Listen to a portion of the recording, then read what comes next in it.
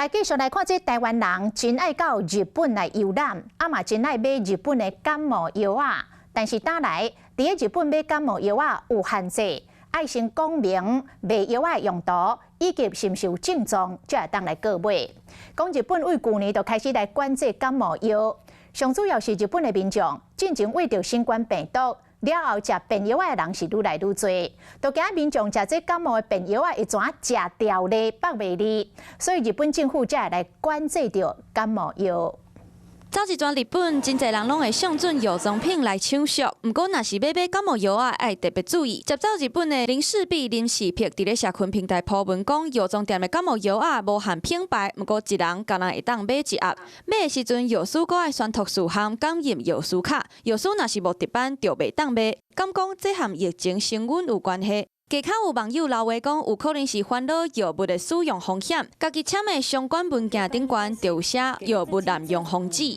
日本国内就是发生了蛮多，就是有点像我们所谓讲的长新冠就是后期的时候，他会觉得每天好像有一些感冒的症状，他就会想要就是有点像习惯性的吃一包感冒药这样子，超过了他的建议使用量。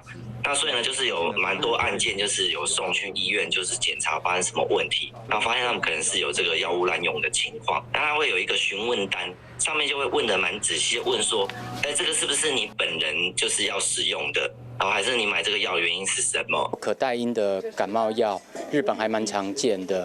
像那个百宝能或者是露露这些都有，如果吃太长期会有成瘾性，但吃过量的话，可能会有呼吸抑制，有些儿童反而会有致死性的可能。日本管制药品确认民众袂用药啊用过多，那台湾的药事法嘛有规定，若是伫咧无医师和药师的指示之下卖药品，上悬会当开罚到30万块。